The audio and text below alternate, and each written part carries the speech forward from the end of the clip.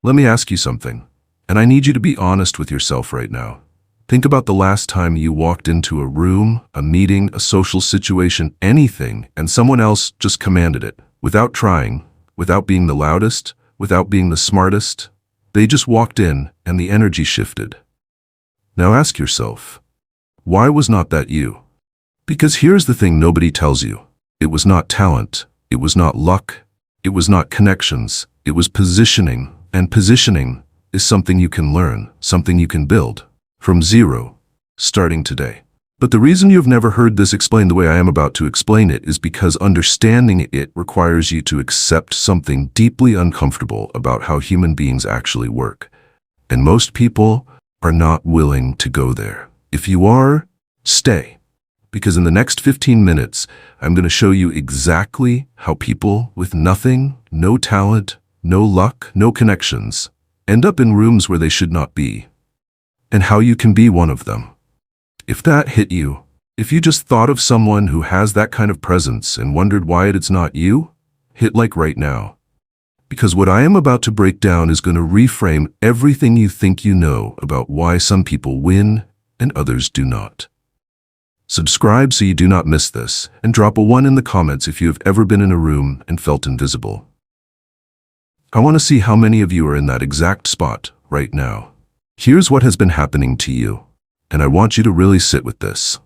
Every single time you have walked into a room and tried to make conversation, tried to prove yourself, tried to show people what you are capable of, you have been sending a signal, and that signal says, I need your approval. And the moment someone detects that signal, consciously or not, they categorize you. They file you away as someone who needs them. And once they have done that, it is almost impossible to reverse. You have probably noticed this. You meet someone important, you are nervous, you laugh a little too hard at their jokes, you agree a little too quickly, you share a little too much about yourself, hoping they will see you as relatable. And for a minute, it feels like it is working. But then nothing happens. They do not follow up. They do not remember you. Or worse, they remember you, but not the way you wanted. That is not bad luck. That is not you being unlikable. That is a pattern. And it is a pattern you are creating every single time without even knowing you are doing it. And here is the part that is going to make you uncomfortable. The people who do get remembered, who do get the opportunities, they are not doing anything heroic. They are not being more authentic or more charismatic. They are just not sending that signal. They figured out, maybe by accident, maybe on purpose, how to walk into a room and make other people come to them. That is positioning, and it is learnable. Now here is something most people do not realize. The very first thing that determines how someone perceives you has nothing to do with what you say. It has everything to do with how much you need the interaction to go well.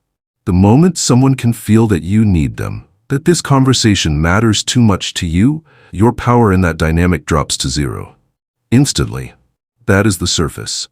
But what is really happening underneath that is what we are getting into next.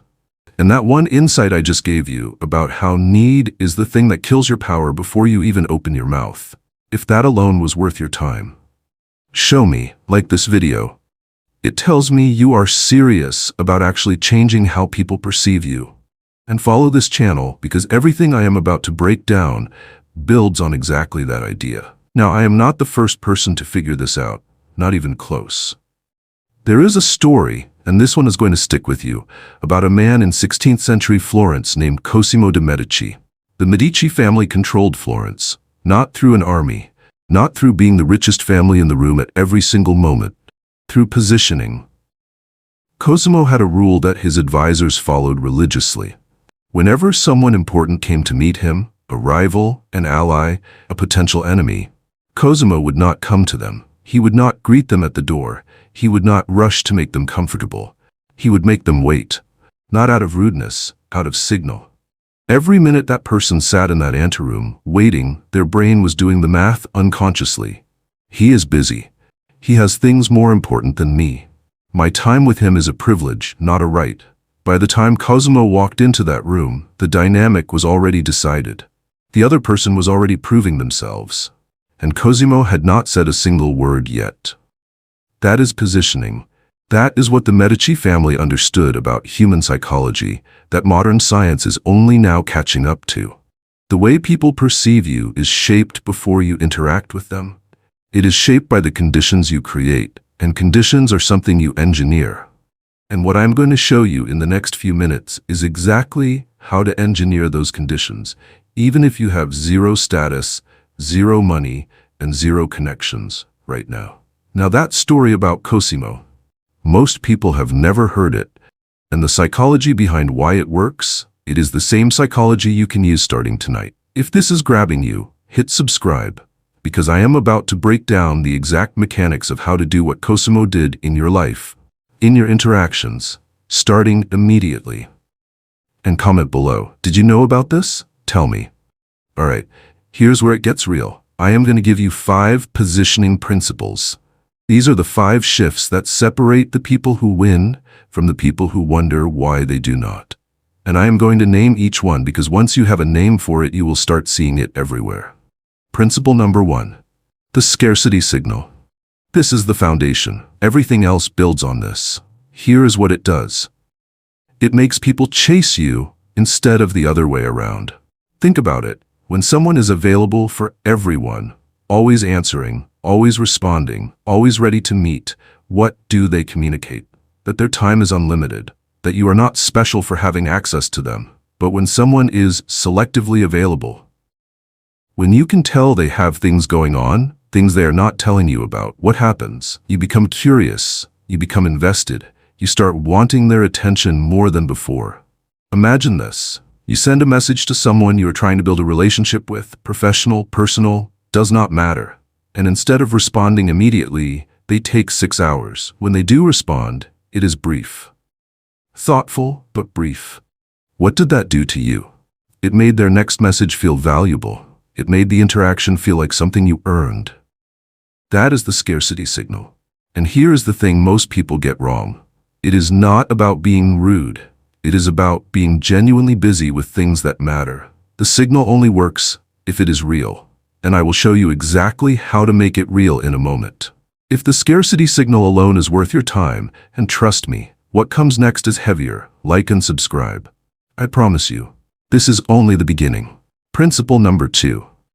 The selective revelation. This one is subtle, but it is one of the most powerful things you can do in any interaction. Here's what it does. It makes people feel like they have earned access to you, like they are inside something most people are not. Most people, when they are trying to impress someone or build a connection, share everything. They are an open book. They tell their whole story. They are transparent about everything they are going through, and that feels generous.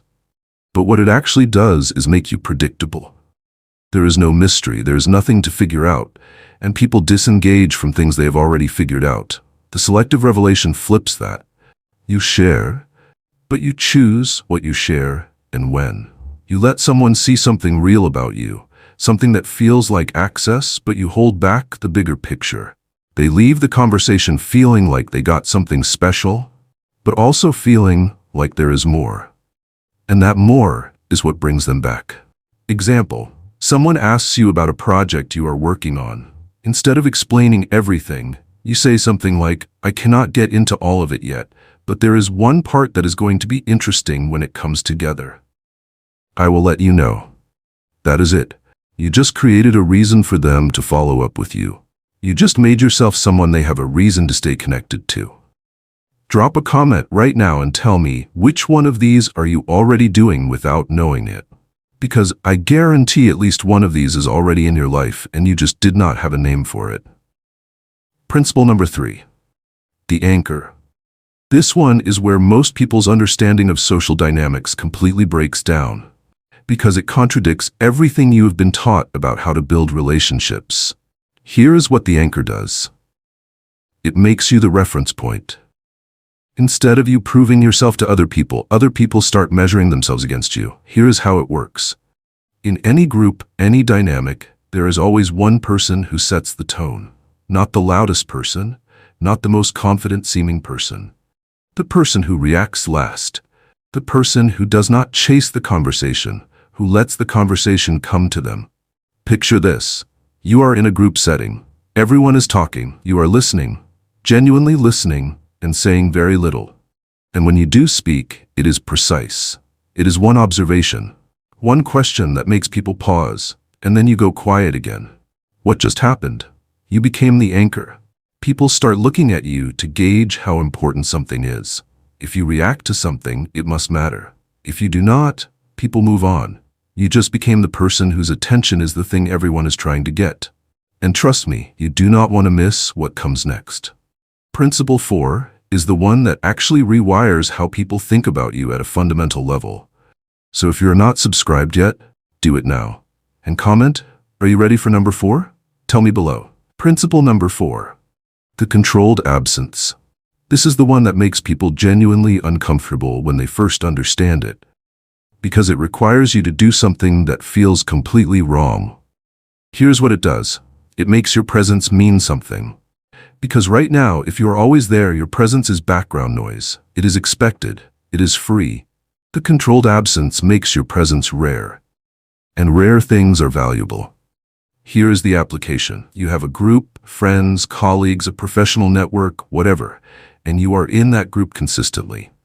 People see you all the time. You are a fixture. And because you are a fixture, nobody thinks twice about whether you are there or not. Now imagine you stop showing up, not forever, not dramatically. You just become less available. You skip the thing. You do not respond to the group chat for a day. You are busy, genuinely busy with something you do not explain in detail. And within days, people start noticing. They start asking where you are. They start wanting you in the room. Your absence made your presence feel important in a way it never did when you were always there. This connects directly back to Principle 1, the scarcity signal. But the controlled absence takes it further. It is not just about being busy. It is about strategically creating gaps so that your presence becomes something people actively want back. Now I need to stop here for a second. Some of you are thinking, this sounds manipulative. This sounds like I would be playing games with people. And I get it. I completely get it. That is a natural reaction. But here's what I need you to understand. Every single person who has ever made you feel something, who has ever made you feel drawn to them, respected by them, or invested in them, was doing exactly this, consciously or not. The people you admire most, they are already operating on these principles. The only difference is they learned it instinctively, or someone taught them, and nobody taught you. This is not about becoming fake. It is about becoming intentional. Right now, you are already sending signals. You just do not know what they are or what they are saying. Every interaction you have is already positioning you somewhere in someone else's mind. The question is whether you are going to let that happen by accident, or whether you are going to start controlling it. The uncomfortable truth is that the people who are winning at life, in careers, in relationships, in every room they walk into, they are not more talented. They are not luckier. They are just more aware of the game that is already being played. And now you are too. So the real question is, are you going to do something with that awareness? Or are you going to keep playing by rules you never agreed to? If you're still here, and the fact that you are tells me something about you. You are not someone who clicks away when things get uncomfortable. That is rare. That is exactly the kind of person what I am about to say next was built for. So hit that like button. It is a small signal that says, I am in. Subscribe if you have not. The next few minutes are the most valuable part of this entire video. And drop a comment right now and say I am still here. Let me see who is with me. Alright, here is how you actually do this, step by step.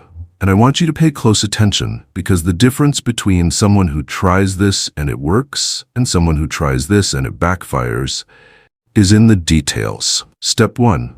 Build the foundation, the genuine occupation. Before you can send any of these signals, you need something real behind them, because people can detect a fake signal instantly. If you are pretending to be busy when you are not, if you're pretending to have things going on when you do not, it shows. It reads as desperate, not strategic. So the first step is boring, but it is non-negotiable. You need to actually be building something. A project, a skill, a business, a practice. Something that genuinely occupies your time and attention and that you care about. This is not just about having an excuse. This is the foundation. When you have something you are genuinely invested in, everything else flows naturally. Your availability shrinks because you are actually busy. Your energy shifts because you have something that matters to you outside of any single relationship. People can feel that. It is magnetic. Here is the mistake most people make at this step. They think the thing has to be impressive. It does not. It just has to be real. Someone who is genuinely obsessed with learning to code, or building a small brand, or training for something physical, they already have presence, because they already have something that matters more than impressing you. Step 2. Calibrate your response time. This is where the scarcity signal becomes practical. The rule is simple. Your response time should reflect your actual priorities. If something is genuinely important to you, you respond quickly. If it is not, or if it can wait, you let it wait. And you do this consistently. Here is the trap most people fall into. They think that being responsive is being respectful. And sometimes it is. But when you are always responsive instantly to everyone about everything, you communicate that your time has no value. And if your time has no value, you have no value in the interaction. The correct application. When someone reaches out, ask yourself honestly, does this need an immediate response? If yes, respond. If no, let it sit. When you do respond, make it count. Be thoughtful. Be specific. Do not fill space with filler. The wrong way to do this makes you look avoidant or cold. The right way makes you look like someone whose attention is actually worth something. The difference is this. The wrong way is silence with no substance behind it. The right way is silence followed by something meaningful when you do show up. Step 3. Control what you share and when. This is the selective revelation in practice, and this is where most people get it completely wrong. The mistake is sharing too much too early, especially the vulnerable stuff. People think vulnerability builds connection, and it can. But unearned vulnerability, sharing deeply personal things with someone who has not demonstrated they are worth that level of trust, actually makes you look desperate and lowers your status in their mind. The correct application. Share in layers. First interaction, surface level. Professional, interesting, but not deep. Second interaction, something slightly more personal, something that signals you are letting them in a little further. Third interaction, something real, something that takes trust. Each layer should feel like access, like they did something to earn it.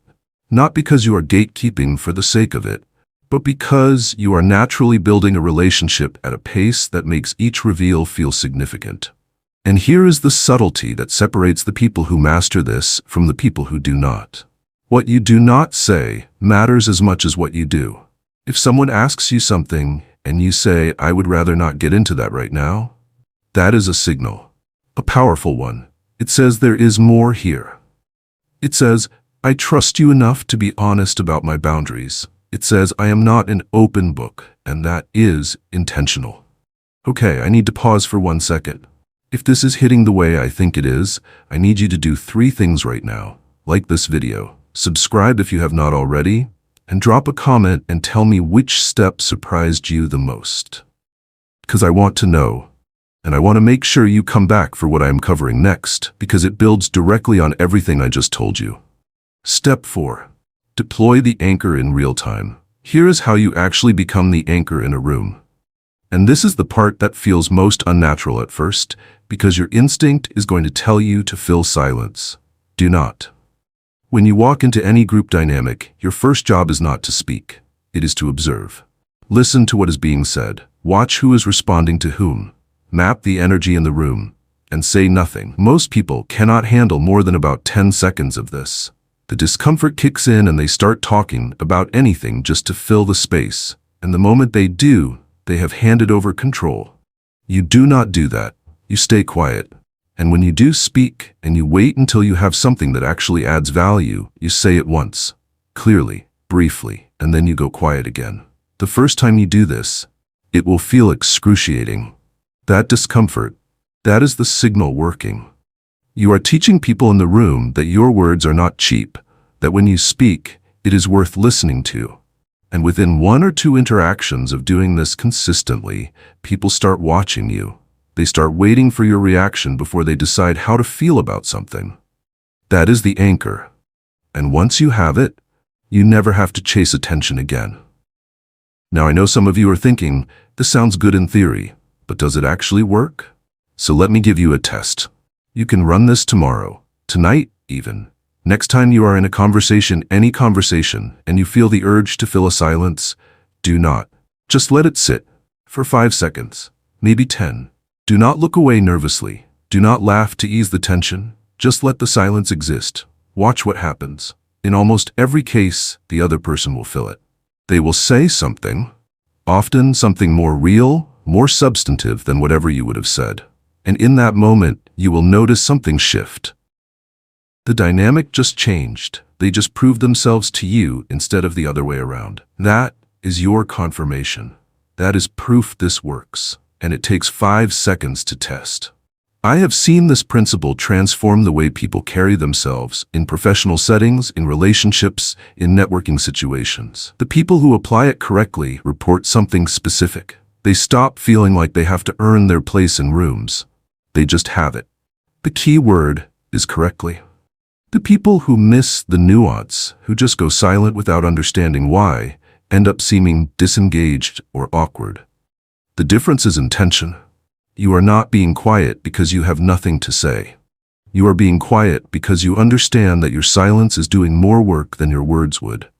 If you are going to test this, and I genuinely think you should, hit like. So the algorithm shows this to more people who need to hear it. And comment below and say, I am testing this. Make it public. Make yourself accountable. Because that one small move, telling yourself out loud that you're going to do this, increases the chance you actually follow through. And I want to see who comes back and tells me what happened. Now here's what most people do not realize after watching something like this. They think, okay, I will try this eventually. Maybe next week. Maybe when the timing is right. And here is why that is the worst thing you can do. Every single interaction you have from this moment forward, every conversation, every meeting, every time you walk into a room, you are sending a signal. Right now, whether you intend to or not. And if that signal is still the default, I need your approval, I need this to go well, I need you to like me, then every interaction is reinforcing that pattern. Every single one is making it harder to change later. There is a window where changing how people perceive you is still relatively easy because the patterns have not fully hardened yet. People are still forming their impressions. They are still updating their mental model of who you are. But that window closes.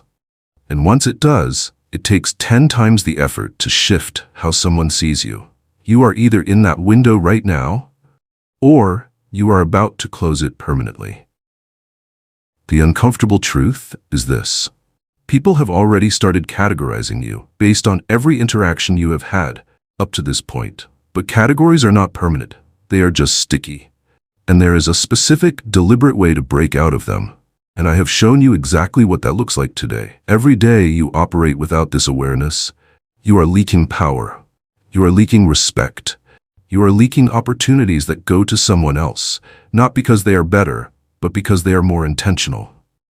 It is not neutral. You are not staying the same. You are falling behind people who already understand this. So here is what I need you to do right now. Not tomorrow, right now. First, like this video. It takes 1 second, and it is the first small step toward actually acting on everything I just told you. Second, subscribe, because I'm going to be covering the next layer of this, and if you miss it, you will only have half the picture. And third, and this one matters, drop a comment and tell me, what is the specific situation in your life where you know this applies? Be specific. Write it out. Because writing it out is the first step to actually changing it. Now, I saved the most important principle for last. And I saved it for this point in the video specifically because if I had given it to you at the beginning, it would not have landed the way it is going to land right now. You needed the foundation first. Principle number 5. The value asymmetry. This is the principle that ties everything else together, and this is the one that, when you truly understand it, changes not just how you position yourself, but how you understand every power dynamic you have ever been in. Here's what it does. It makes the other person feel like they are getting more from the interaction than you are. Not because you are giving more, but because you have structured the interaction so that it feels that way. Here is why this matters. In any relationship, professional or personal, there is always a perceived imbalance. Someone feels like they are getting more. Someone feels like they are giving more.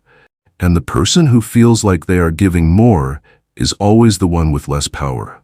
Always. So the question is, how do you make someone else feel like they are the one getting more, even when the exchange is relatively equal? The answer is in what you withhold and what you reveal. Here is the application. When you give someone advice, a favor, help with something, do not explain everything you did to help them. Do not show all your work. Let them see the result, but not the full process. When they see that you produce something impressive and they do not fully understand how, that creates a gap. And that gap is where respect lives. This is exactly what Cosimo de' Medici understood. He did not let people see behind the curtain. He let them see the outcome, his influence, his decisions, the results, and he let their imagination fill in the rest. And their imagination always made him more powerful than the reality would have. Here is a concrete example of how this plays out in real life. Let us say you are working on a project, something professional, and a colleague asks you how it is going. The instinct, the thing most people do, is to explain everything. The challenge is the progress, what you are working on, what is still left. You share the whole picture. And what does that accomplish? It gives them complete visibility into your process. It makes you predictable. It removes any mystery about what you are doing and how you are doing it. Now imagine instead you said, "It's coming together. There is one piece that is going to be really interesting when it lands. I will loop you in when it is ready." That is it.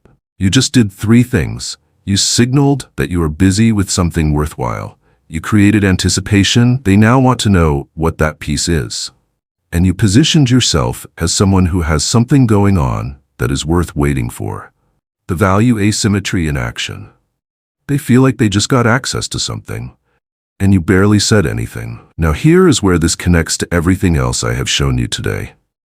The scarcity signal works because it creates perceived value through limited access. The selective revelation works because it makes each piece of information feel earned. The anchor works because it makes your attention the thing people are competing for.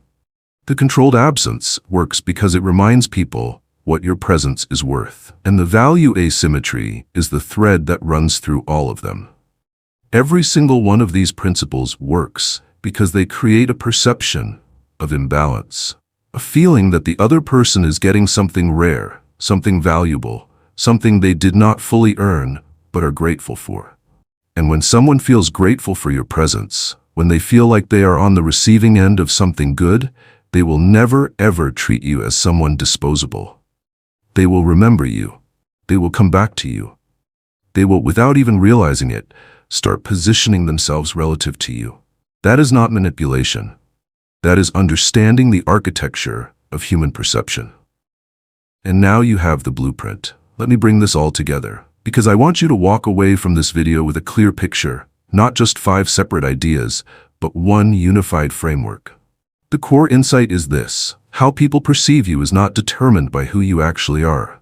It is determined by the signals you send, the conditions you create, and the gaps you leave for people to fill with their own imagination.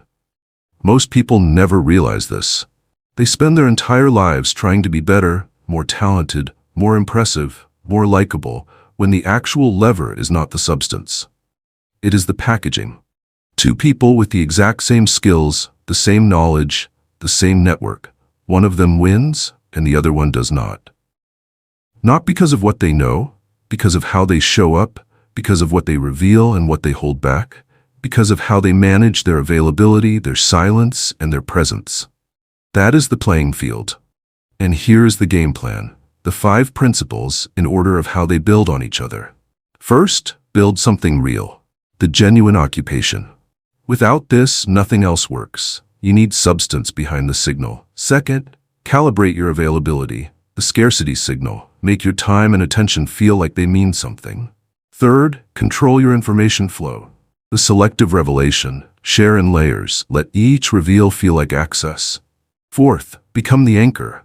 Master the silence. Let your presence speak louder than your words. And fifth, manage the perception of value. The value asymmetry.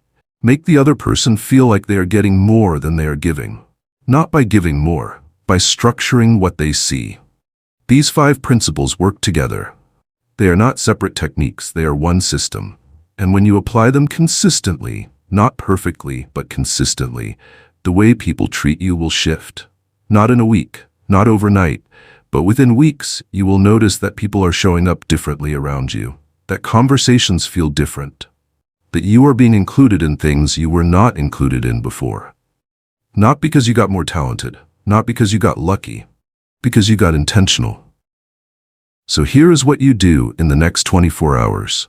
Just one thing. Do not try to implement all 5 principles at once. That is how people overwhelm themselves and do nothing. Pick one. Tonight or tomorrow morning, find one conversation, one interaction, and in that interaction, practice the silence. Just one time. Let a moment sit. Do not fill it. Watch what happens. That is it. That is your starting point. One moment of silence that you would normally fill. See what the other person does. See how it feels.